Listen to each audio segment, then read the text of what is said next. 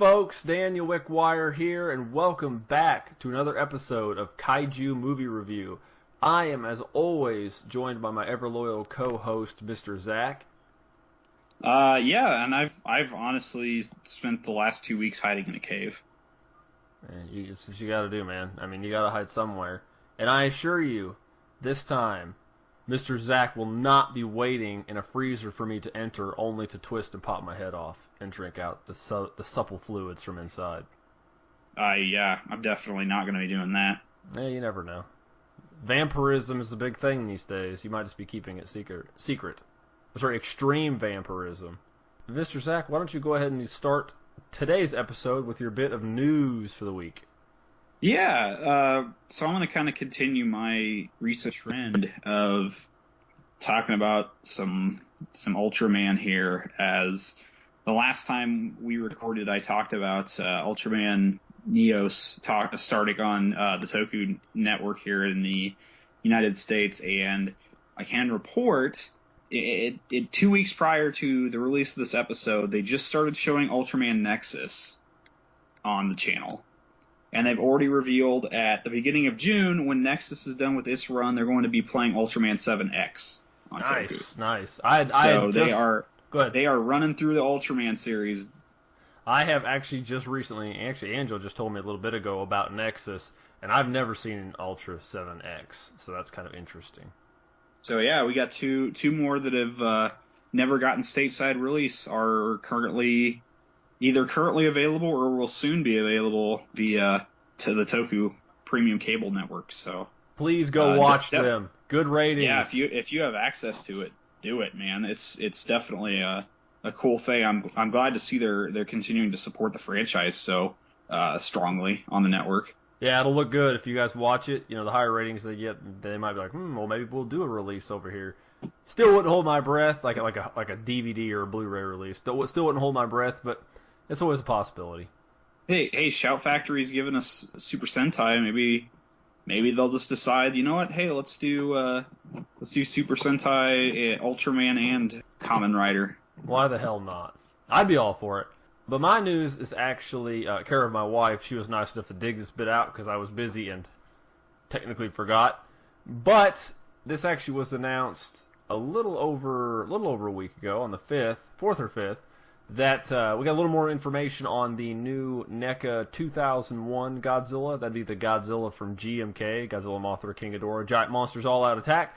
It is a modified version of the same figure they released last year, a couple years ago maybe. It was a little while ago. It's their Atomic Breath version, so it comes with an effect piece for Atomic Breath, slightly different paint job, other slight tweaks here and there. Of course, your standard bunch of articulation as you'd expect from NECA, and it is slated for an August 2017 release date, and your price point, depending on where you buy it, will probably be between $20 and $30 some.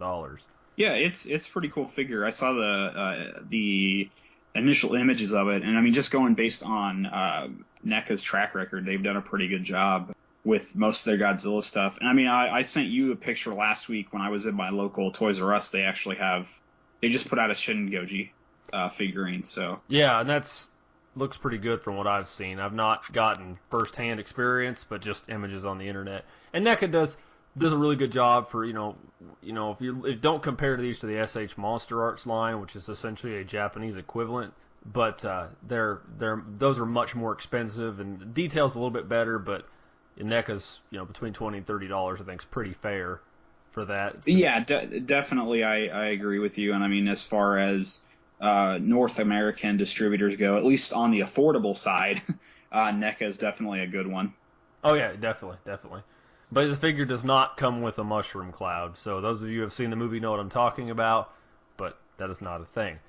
It's good stuff. It is very, very good stuff, and hopefully we will get around to covering it one day on Kaiju Movie Review. But today's movie is definitely not Japanese, nor is it technically Kaiju. Today we are going to be reviewing the 1959 movie. I don't really have anything else to say. I can't say cult classic. I don't think I can say cult classic, and I can't say classic. It's the monster from Piedras Blancas. We're just going to leave that silence in there for a minute. Cricket. Exactly. Cricket. Exactly. And Piedras Blancas means white rocks, I believe, in Spanish. So something like that. I honestly had not even heard of this film prior to you giving me the schedule for the podcast with this movie on there. Honestly, I had not heard of the film either until I stumbled upon it just looking through movies, or I saw the release for the Blu-ray somewhere. But it was an independent film released back in 1959, as I said. So it's good reason that most people I've asked hadn't heard of it. We hadn't heard of it, so whatever. Anyway, the movie was released in the U.S. on April 22nd, 1959. The runtime is 71 minutes, barely making it a film. It was directed by Erwin Berwick, written by H. Hale Chase, or it's C-H-A-C-E, so... Starring Les Tremayne as Dr. Jorgensen, I didn't remember how they pronounced it in the film. John Hammond as Harmon as Mr. Sturgis. Jean Carmen as Lucille. And Don Sullivan as Fred. And longtime KMR fans should know a little bit about this gentleman, because I don't remember how much detail I went into on this video. But I actually, I reviewed another movie he was in, which is called The Giant Gila Monster. Way back. I don't remember. In the early days, in the dark period. In the dark times, yes. Back in July 3rd, 2009. 8 years ago, just about, a little over 7 years ago, that I actually reviewed that film, and he played the main character in that. And he was as boring then as he is now. But we're not to that point yet. We can't skip ahead. Yeah, dude, you can't diss on the movie before I get a chance to. I know, right? It's just there's no continuity to this. It just goes. The movie starts with a monster's claw coming out and attacking a metal bowl that is chained to the ground, and then we cut to a disgruntled lighthouse owner running some teens off from his yard, because what crazy old man doesn't run people off from his young kids off from his yard? Said bitter man. Hey, you kids, stay away from my cave. Stay away from my cave and my monster, and my lawn, and my daughter, and my fish, and my nature. Said bitter man is Mr. Sturgis, the local lighthouse operator and pseudo-hermit. And I'll explain my pseudo-hermit comment later. Sturgis heads into town and runs across Constable Matson at a crime scene. 2 local brothers were decapitated and all the blood and fluids were sucked from their bodies. Mr. Sturgis continues on down the road, almost entirely unfazed by this incident, into town to go to... into town... Hold on, people. Nothing to see here. Go back to your house. Oh, exactly. Well, he like Officer Barbrady. Yeah, yes. Well, he continues on into town to pick up meat scraps from Kolchak the Night Stalker, and there's a really obscure reference there. Yeah, right there. Chris will appreciate that. He should. I really hope he does. Kolchak, a store owner, and however, Mr. Kolchak has already given his scraps away. Mr. Sturgis gets a little more angry than he probably should, but he has some bit of justification for it. Freaks out, takes whatever he did get for him, and leaves. On his way back to the lighthouse, he swings by and sees his daughter Lucille, who works at a local restaurant, and tells her that she needs to be home before nightfall. Lucille leaves work early to run around with her boyfriend, Mr. Fred, the gentleman who is apparently some kind of marine biologist, though it's barely mentioned in the film, and apparently really good at building hot rods, singing music, and living through giant lizard attacks. Mr. Jorgensen arrives at Kolchak's store to inspect the 2 headless bodies, which have been kept in his freezer. Mr. Kolchak goes off about a legend of the monster of Piedras Blancas. Constable tells him to shut his face and to keep his tales to himself, to not instill more drama than needs to be, because at this point they really have no idea what's going on. We cut back to the lighthouse where Fred has returned Lucille back home. Lucille comments on it being a nice evening and takes an opportunity to do a little night swimming. Quote unquote. Of course, she's got to be a little scandalous there since she doesn't have a swimsuit. But naked. These kids in the late 50s. Gibbs. No morals. I know. Of course, while she's playing with the fish, the monster pulls their clothing and scampers off to the town to kill again. This time, it's Mr. Kolchak, who he kills at his store by popping his head off. Madsen tells a local named Eddie to move the body into the freezer with the others and instructs him to hold down the store until he can send relief. Another body is found in the meantime belonging to a little girl who she was killed in the same fashion as all the others. Well, I want to comment real quick. You mentioned that the creature runs like while she's swimming, like fondles her underwear and like runs off. I swear I thought he took an article of her clothing. Like I was expecting like next scene to be like wearing like a bra or undies on his head. But carry on. Or its head, I don't know. Well, the other problem is you would have had to have seen the monster to know that. That's true. The constable and Dr. Jorgensen return to check on Eddie in the store, but Eddie is nowhere to be found. Madsen goes to the freezer to check to see if Eddie is in there with the previous bodies and is attacked by the monster, which bursts out of the freezer and attacks several townspeople, surprisingly without killing anyone, and disappears. This causes a group of men in the town to take up arms and go after the creature. And your previous sentence was my correlation to the opening. See, you get that? You get that? I'm sure they know by now that I always like reference something in the movie. Come on, people! You get it. I know. You get it. I'm Reed Richards. They've listened to an episode of the show. They know about your bad thing. Leave my openings alone, man. We've done it this long. We have to stick with it, no matter how terrible it is. Well, and it's because remember in the last episode, I stepped on your toes and you don't encroach on my space, man. You don't mow another guy's lawn. If you want to find out what happens in the rest of the film, though, you likely have a pretty good idea about how most of these play out. You'll have to watch it for yourself to see what happens. Yeah, there's only about 20 minutes left after the segment we stopped at, so... Yeah, you didn't really... Yeah, there's just not really much. Which gives us a good time to talk about the monster, because if you look at it, if you look at the creature, the monster of Piedras Blancas, which is its name, I guess, because it is not given another one. Well, okay, I take that back. It's not directly given another name, but it's actually the suit looks very similar, overall design-wise, as the suit from Creature from the Black Lagoon, and that's because the creator of the creature, Jack Kevin, was the producer and supervisor of makeup and special effects on this film. Though another gentleman was credited for doing it, Bud Westmore, he literally had almost nothing to do with the film at all. That's why it looks so similar. So there you go. Oh, and the hands of the monster were props used from the 1956 film The Mole People. Really? That's interesting. The more you know. The monster still looks goofy as hell, though. The monster looks terrible, and I don't like it. This is one of the worst. This is one of the I don't want to say worse because that's kind of a broad negative statement, but this is one of the more poorly designed monsters we've seen in an American movie that we've covered. We need to do Attack of the Giant Leeches. That'll just take the cake. We could do Teenagers from Outer Space again. No, that movie is gold, and it is a classic. You don't hate on that film. I love that movie. It's awesome. Because it's bad. No, I was not a fan of the monster.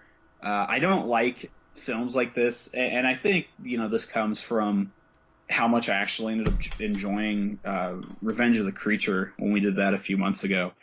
I don't like that you don't get a full-on view of the monster until like the last 10 minutes of the film. I think it can be handled well or done right, like Jaws or the original Creature from the Black Lagoon. Those are done well. Or the original Godzilla, that nice slow burn. But yeah, this is garbage. This is not how you handle it. There's teases. They tease it throughout, or you see a hand, or you see his torso, and that's really it. You don't see like the full suit until over an hour into the movie. And it's only like an hour and 10 minutes long. And no, you're right. And I would actually this movie is very formulaic. It's exactly as you'd expect from this kind of film, down to a T in pretty much every way possible. Yeah, every way. I had to think about it for a minute. I'm like, yep, every way. There's really. I mean, even if we keep our normal thing here, I mean, there's really no special effects to talk about. I mean, outside of like just physical effects, like practical effects, I will say the one I did like was actually when he comes out of the freezer with Eddie's head. I thought that was the best effect. I mean, obviously, I know it wasn't a very good-looking head.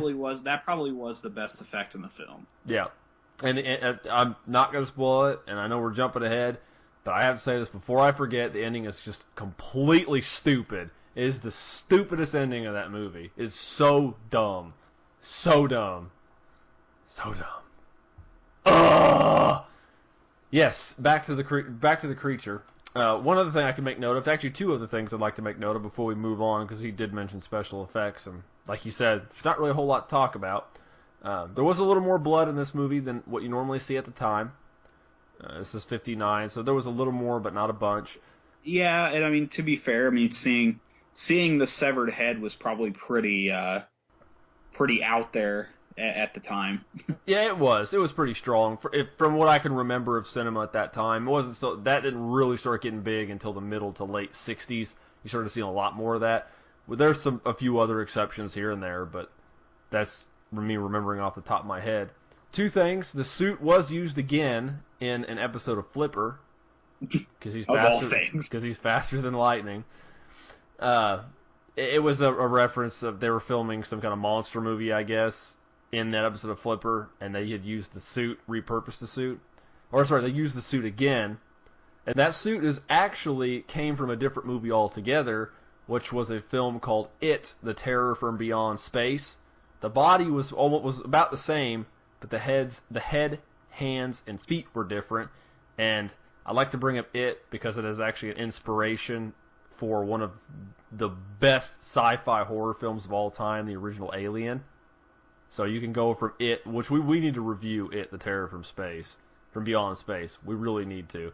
Because it's really not that bad of a movie. I've watched it, but you think that movie is like the exact same premise as the original Alien, and that the original Alien is a masterpiece, bar none. I mean, we have to really go back over these episodes. There's so many movies that we've said we're going to review. I know, right? We just talk. Well, I just give people fodder. You know, it'll happen. You know, at some point, I'm sure.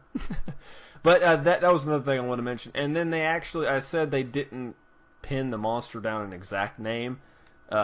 They actually make a reference to saying it was similar to an actual animal that exists.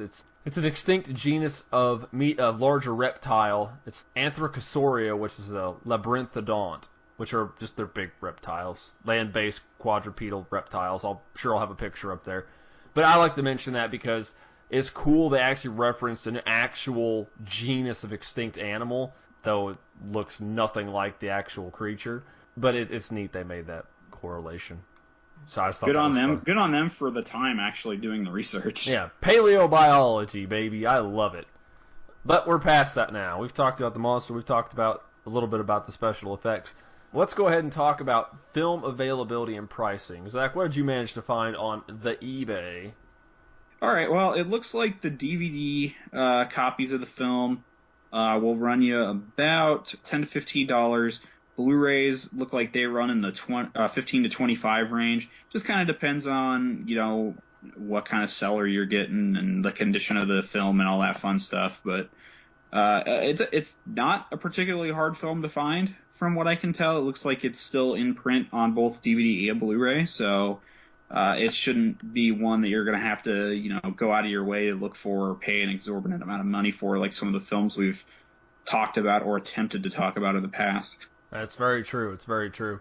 Mine was about the same. Of course, the Monster Piedras Blancas was released very recently on Blu-ray. It was actually September of last year, and that's $17.17 on Amazon right now. The DVD's $13.52, so pretty readily available. The Blu-ray transfer's not bad.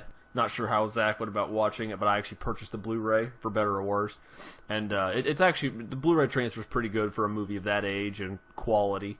But it was pretty good. So I'd say if you're interested in that kind of quirky style film, to check it out. But now we can voice our true feelings on this film.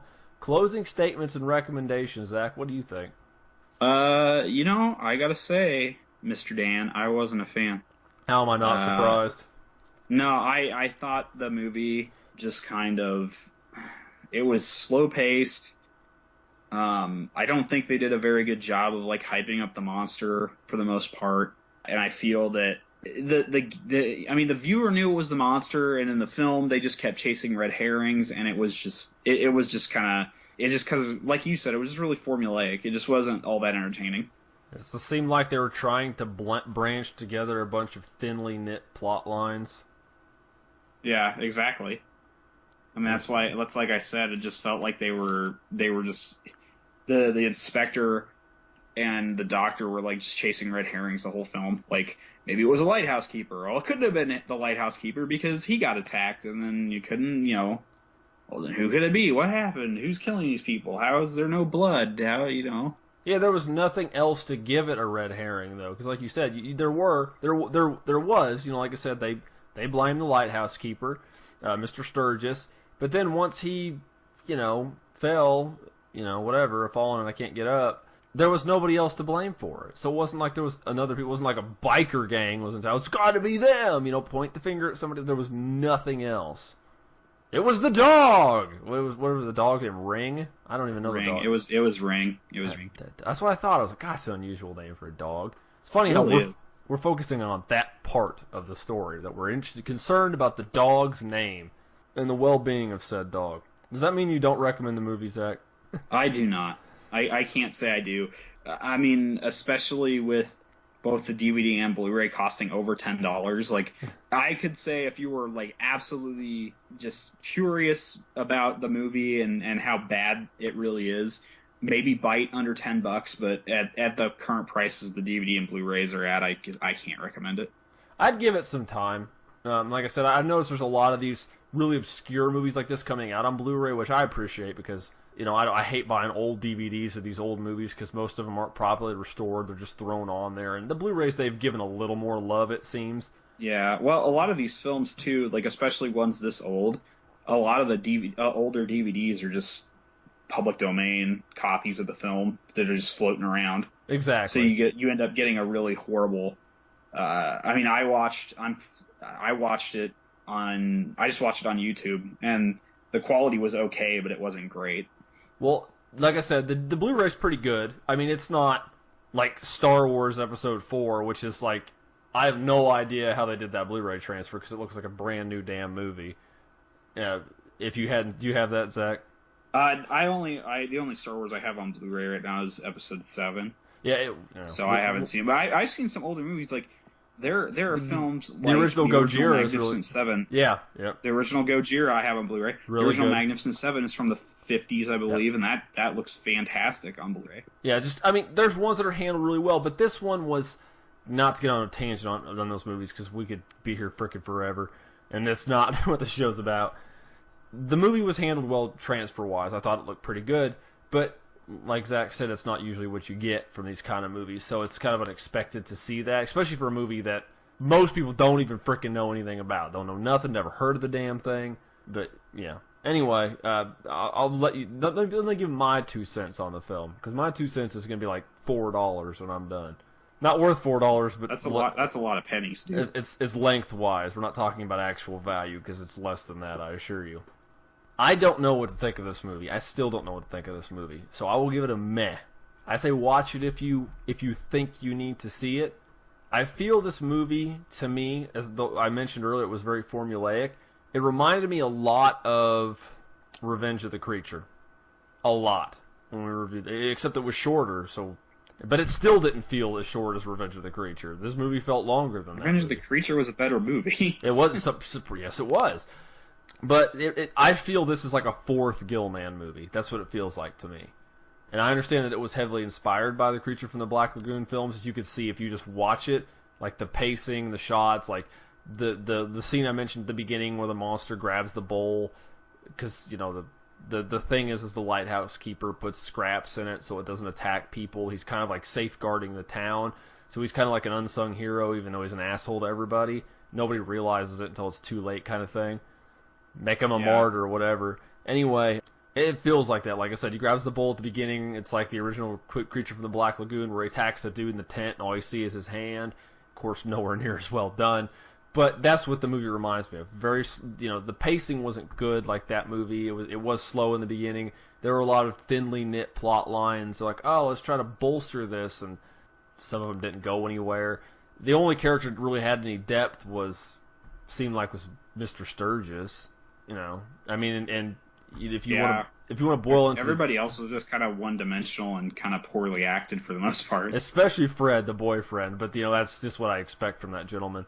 Again, giant Gila monster. And then, of course, you've got, I mentioned Mr. Kochek, because we've got to have some kind of stereotyping / racism, and he's just like our foreign individual that doesn't know how to shut up, and old legends, blah, blah, blah, crazy person. Of course, he ends up dying. He's the third person to die in the film, so it's whatever. I mean, the characters are meh. The only one that was really, like I said, the only one I actually really gave two flipping shits about was Sturgis. I don't know. I mean, realistically, you could argue that Mr. Kochek was the first one to die because the brothers died off screen. That's true. They died before the movie started. You're right. Well, yeah. Well, they technically not before the movie started, but they did die off screen. But the movie's just, I don't know. It's like I feel like I want to say a lot about it. It is what it is. I mean, it's not. It's just kind of the redheaded stepchild of the creature. And I haven't even seen the third Creature movie, so that could be. I've heard that movie's terrible.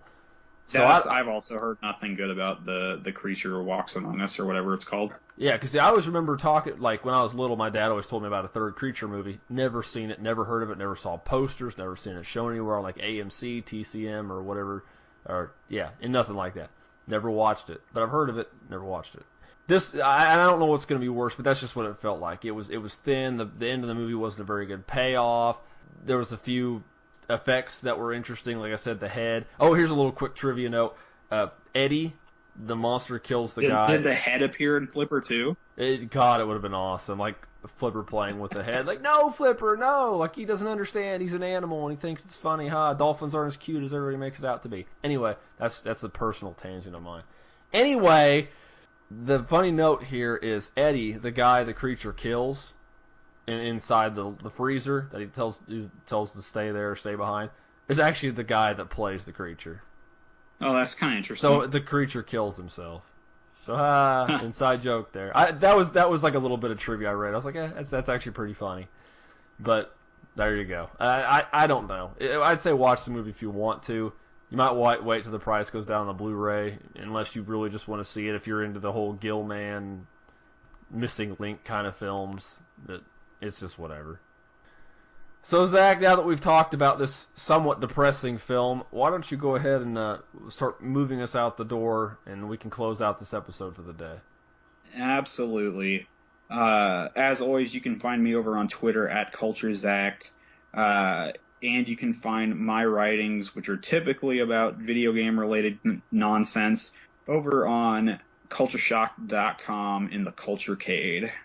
As always, I am here every week, bi-weekly, doing either Kaiju movie review here with Mr. Zach and occasionally my wife, Angela, and in between those weeks doing Monster Bites, our factual / trivia based short form monster Kaiju video series.